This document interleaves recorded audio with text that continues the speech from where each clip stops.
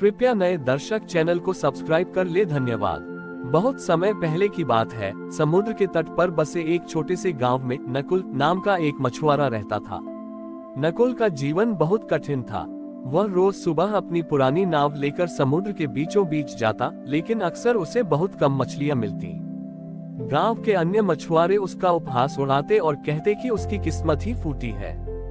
नकुल किसी की बातों का बुरा नहीं मानता था। वह हर शाम समुद्र किनारे रेत से एक छोटा सा शिवलिंग बनाता और समुद्र के जल से ही उसका अभिषेक करता। उसके पास महादेव को चढ़ाने के लिए न फूल थे, न बेलपत्र और न ही दूध। वह बस एक जंगली फूल जो रास्ते में मिल जाता वही श्रद्धा से अर्पित कर देता। एक बार समुद्र में भयानक तूफान आया। कई दिनों तक कोई भी मछुआरा समुद्र में नहीं जा सका। गांव में भूखमरी की स्थिति पैदा हो गई। नकुल ने देखा कि गांव के बच्चे और बूढ़े भूख से व्याकुल हैं। उसने अपनी जान की परवाह न करते हुए महादेव का स्मरण किया और अपनी जर्जर नाव लेकर उफनती लहरों के बीच उतर गया। बाकी मछुआरे चिल्लाते रहे, पागल मत बनो नकुल, इस तूफान से कोई वापस नहीं आया। लेकिन नकुल को केवल महादेव पर विश्वास था। वह गहरे समुद्र में पहुंच गया, जहां लहरें पहाड़ जितनी ऊंची उठ रही थी। तभी उसे पानी के भीतर एक नीली चमक दिखाई दी। उसने अपना जाल फेंका और पूरी शक्ति से उसे खींचने लगा। जाल इतना भारी था कि उसकी नाव पलटने ही वाली थी। जैसे ही जाल ऊपर आया, नकुल दंग रह गया।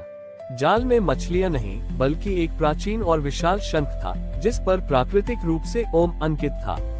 उस शंख से निकलने वाली ध्वनि ने समुद्र के शोर को शांत कर दिया। अचानक तूफान थम गया और समुद्र का जल स्थिर हो गया। नकुल वह शंख लेकर किनारे पहुंचा। जैसे ही उसने वह शंख गांव के मंदिर में रखा, पूरे गांव की दरिद्रता दूर हो गई। उस शंख की ध्वनि जहां तक जाती, वहां सुख और समृद्धि फैल जाती।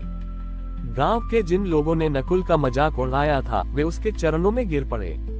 नकुल ने हाथ जोड़कर कहा, यह मेरा चमत्कार नहीं, महादेव की करुणा है। जब आपके पास देने के लिए कुछ न हो, तब भी यदि आप अपना भय और अहंकार उन्हें अर्पित कर दें, तो वे पूरे संसार का वैभव आपके चरणों में डाल देते हैं। महादेव ने नकुल की भक्ति से प्रसन्न होकर उसे दर्शन दिए और कहा, नकुल, तुमने स्वयं के लिए नहीं, दूसरों के दुखों को दूर करने के लिए अपनी जान दांव पर लगाई। जो दूसरों के लिए जीता है, वही मेरा वास्तविक भक्त है। उस दिन के बाद से वह गांव शंखेश्वर के नाम से प्रसिद्ध हो गया, जहां आज भी माना जाता है कि सच्ची श्रद्धा से चढ़ाया गया एक जंगली फूल भी महादेव स्वीकार कर लेते हैं। शंखेश्वर गांव की प्रसिद्धि अब चारों ओर फैल चुकी थी। उस दिव्य शंख की ध्वनि सुनने के लिए दूर दराज के राज्यों से लोग आने लगे। लेकिन इस प्रसिद्धि के साथ साथ गांव में एक नई चुनौती भी आई। पड़ोसी राज्य का एक सेनापति, जो अपनी शक्ति के मद में चूर था, उस शंख को अपनी विजय का प्रतीक बनाना चाहता था। उसे लगा कि यदि वह शंख उसके पास होगा तो वह अजेय हो जाएगा। एक रात जब पूरा गांव सो रहा था, सेनापति अपने सैनिकों के साथ मंदिर में घुस गया और बलपूर्वक उस शंख को उठा लिया। जैसे ही वह शंख लेकर मंदिर की सीढ़ियों से उतरा, अचानक पूरे गांव में घना अंधेरा छा गया। समुद्र की लहरें फिर से भयानक रूप धारण करने लगी, लेकिन इस बार उनमें शोर नहीं, बल्कि एक भारी सन्नाटा था। नकुल की आंख खुल गई।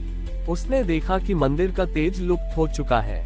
वह दौड़ता हुआ मंदिर पहुंचा और सेनापति को शंख ले जाते हुए देख लिया। नकुल ने शांत स्वर में कहा, सेनापति, इसे मत ले जाइए। ये शंख अधिकार से नहीं, केवल भक्ति से ठहरता है। बिना श्रद्धा के ये केवल एक पत्थर है। सेनापति हंसा और बोला, शक्ति ही सबसे बड़ी श्रद्धा है, मछुआरे। लेकिन जैसे ही उसने शंख को अपनी नाव पर रखा, नाव अचानक पत्थर की तरह भारी होकर डूबने लगी। सेनापति और उसके सैनिक पानी में गिरने लगे।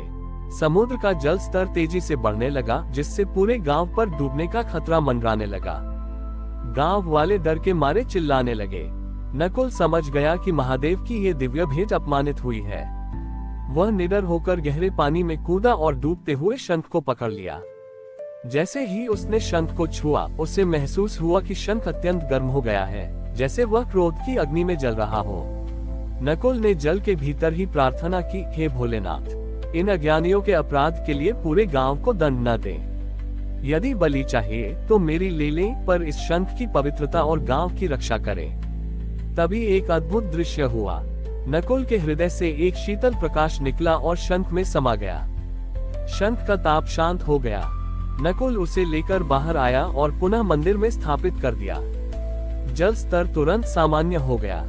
डूबते हुए सेनापति और उसके सैनिकों को गांव वालों ने बचा लिया। सेनापति का अहंकार पानी के साथ बह गया था। उसने नकुल से क्षमा मांगी। नकुल ने उसे समझाते हुए कहा, महादेव की कृपा को बांधा नहीं जा सकता, उसे केवल बांटा जा सकता है।